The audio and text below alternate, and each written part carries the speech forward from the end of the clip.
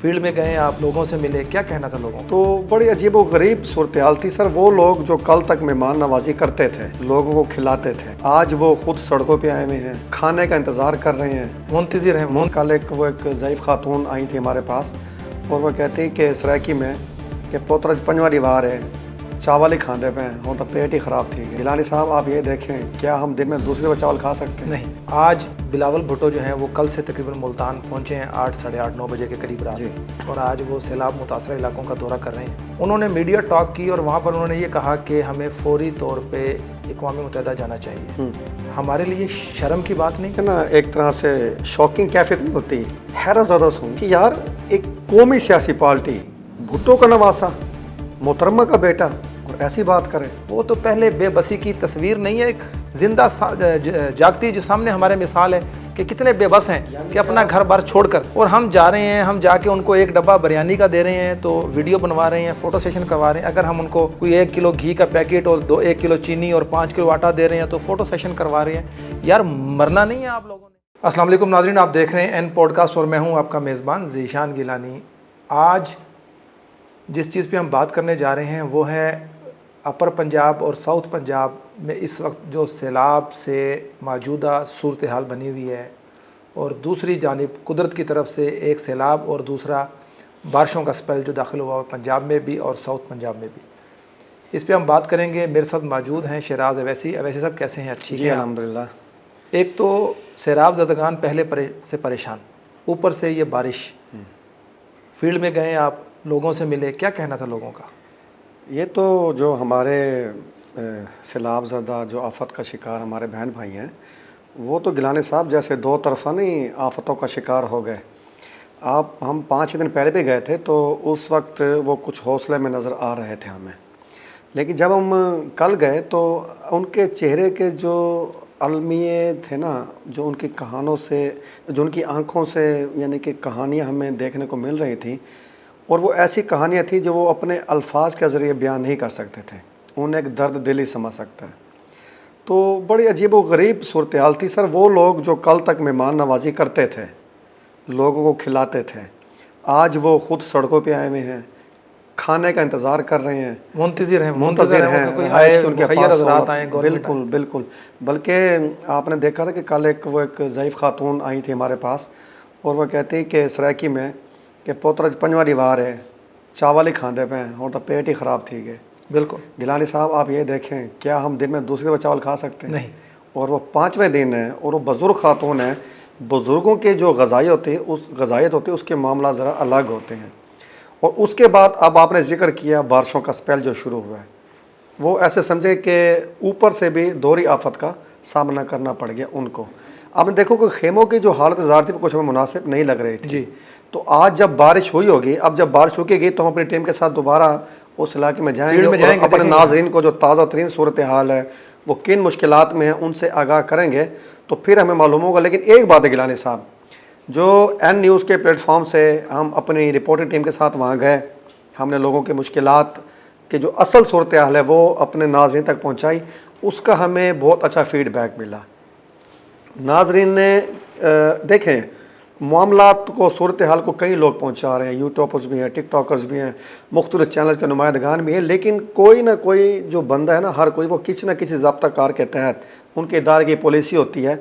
लेकिन अल्हम्दुलिल्लाह आपके सरबराह में जो टीम गई उसमें मुझे एक शानदार चीज़ में देखने को मिली कि आपने या टीम ने किसी ने भी झिझक का मुजाहरा नहीं किया। जिस मुश्किलात में शिकार अवाम है हमने वही सूरत हाल अपने नाज़रीन को बताई और रद्दोबदल नहीं की कोई, और हम किसी दबाव में नहीं आए। और उसका रिज़ल्ट ये निकला कि जो हमारे नाज़रीन हैं, जो हमारे सामीन हैं, हमें सुनने वाले हैं, देखने वाले हैं, उनका हमारी रिपोर्टिंग पे, हमारे तबसरों पे, हमारे तज़ियों पे जो एतमाद है वो हमें नुमाया देखने को मिला। वैसे अब ये बताइएगा, सियासत पे और सियासी हलकों पे आप बड़ी गहरी नज़र रखते हैं। आज बिलावल भुट्टो जो हैं वो कल से तकरीबन मुल्तान पहुंचे हैं 8, साढ़े 8, 9 बजे के करीब रात, और आज वो सैलाब मुतासर इलाकों का दौरा कर रहे हैं। उन्होंने मीडिया टॉक की और वहाँ पर उन्होंने ये कहा कि हमें फौरी तौर पे अक़वाम मुत्तहिदा जाना चाहिए। हमारे लिए शर्म की बात नहीं ये? अच्छा, मैं तो गिलानी साहब उस वक्त से सुन के ना एक तरह से शॉकिंग कैफियत नहीं होती, हैरत ज़्यादा सुन कि यार एक कौमी सियासी पार्टी भुट्टो का नवासा, मोहतरमा का बेटा, और ऐसी बात करे।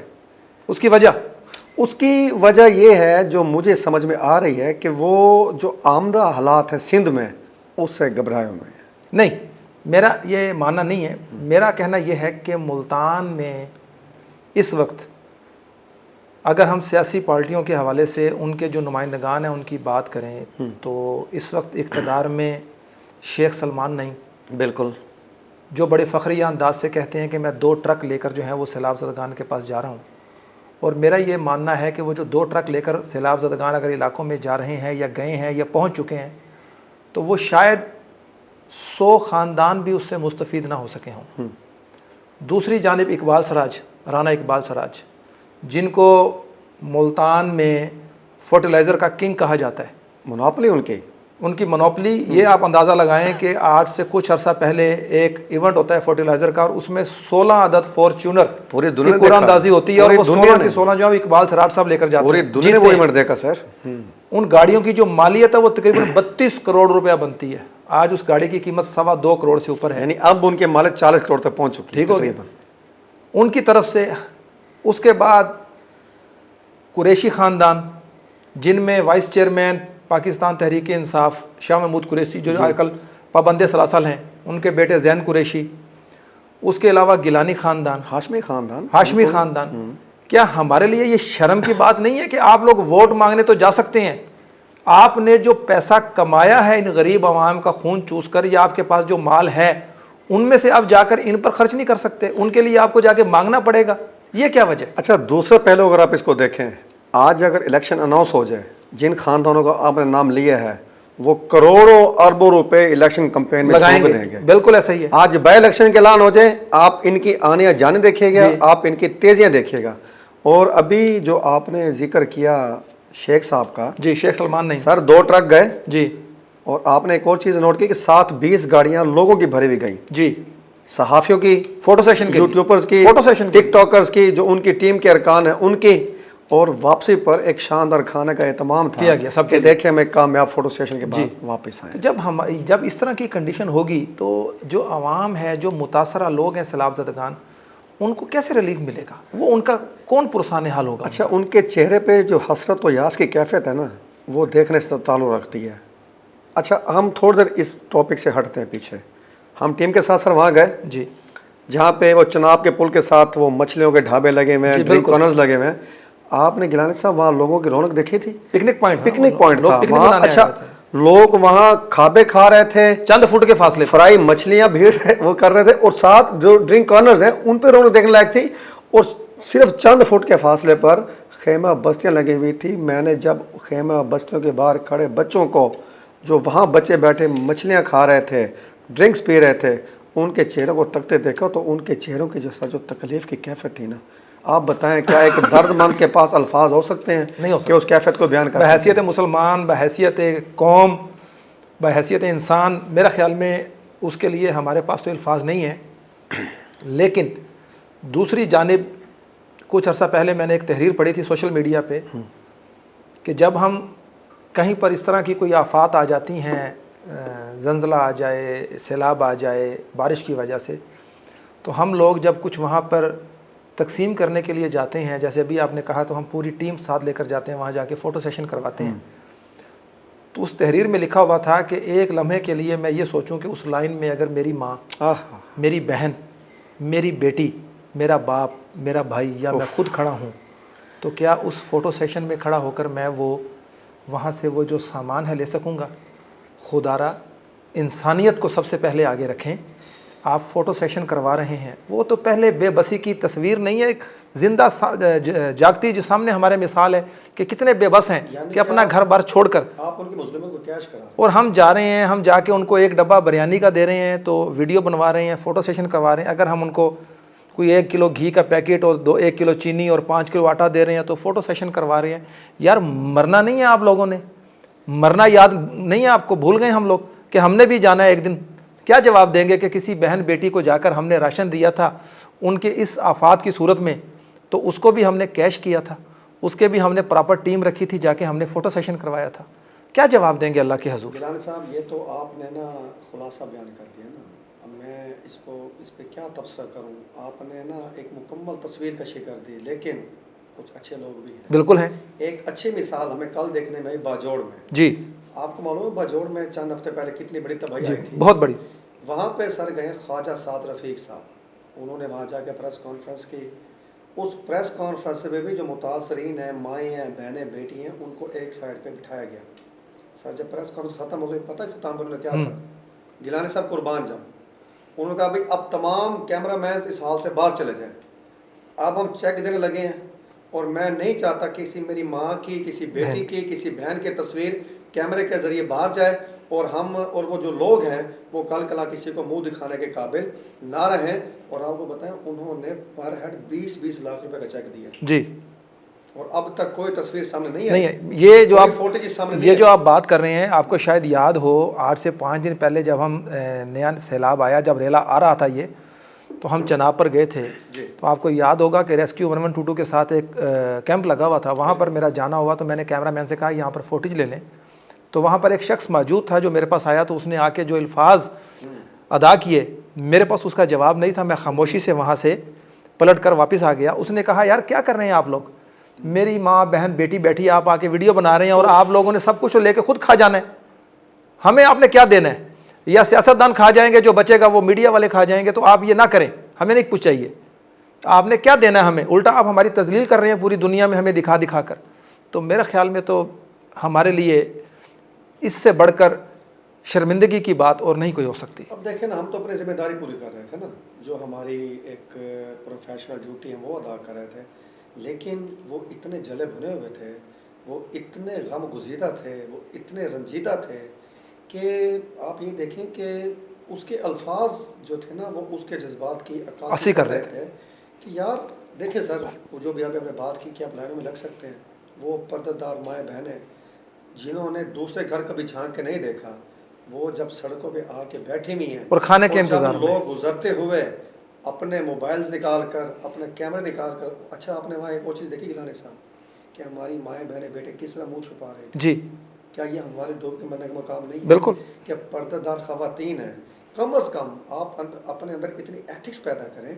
सियासत, अच्छा मैं सिर्फ सियासतदानों को बुरा नहीं कहूँगा, हर मकतबा फिक्र, बिल्कुल, अगर हम सहाफ़ी हजरात भी हैं, ये भी हमारी प्रोफेशनल ड्यूटी है कि कोई फोटेज लेने से पहले हम उनसे इजाज़त लें, परमिशन लें उनकी। ठीक है जी।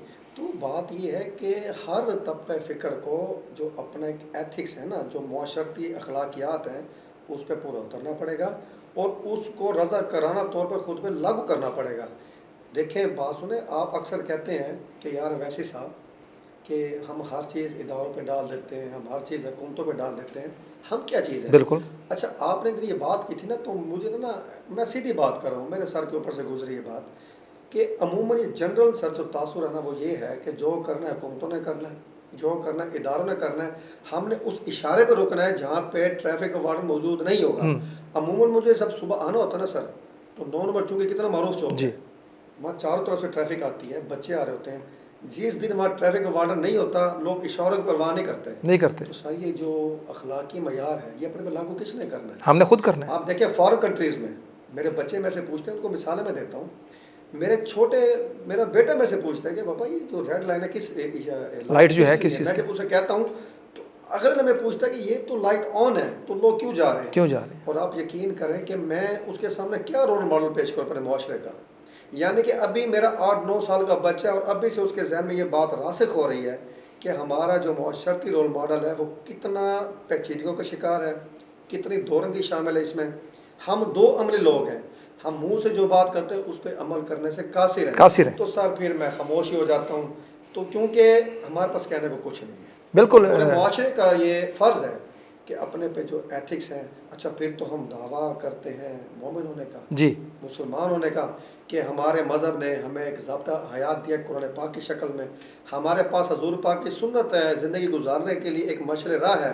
तो बात ये है कि इतने बुलंद बाग दावे करने के बावजूद जब हम ये हरकतें करते हैं, तो सर सिर्फ अखलाक के मुजरिम नहीं हैं, हम अपने मज़हब के मुजरिम हैं, हम अपने मुआशरे के मुजरिम हैं, हम अपने समाज के मुजरिम हैं, हम आने वाली जो हमारी नस्ल है हम उनके भी मुजरिम हैं, उनके मुजरिम हैं। बहुत शुक्रिया भाई साहब।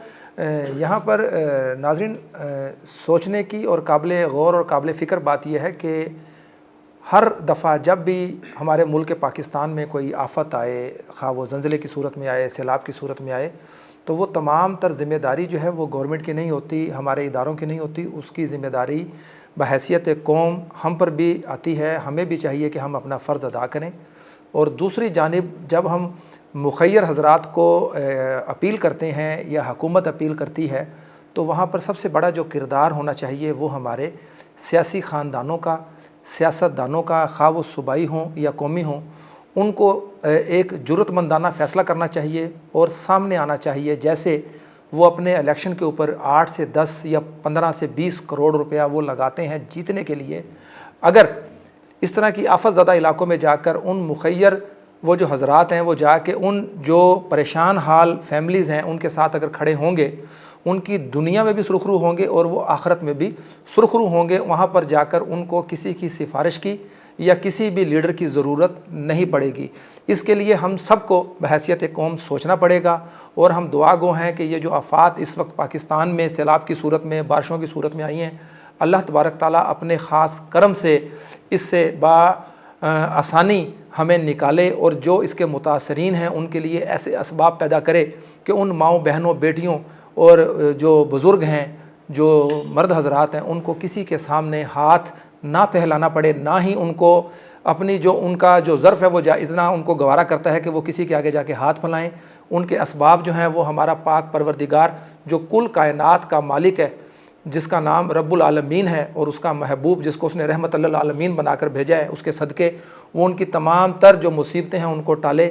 अगले प्रोग्राम में दोबारा मुलाकात होगी, तब तक अपने मेज़बान ज़ीशान गिलानी को इजाज़त दीजिए। अल्लाह ने के पास।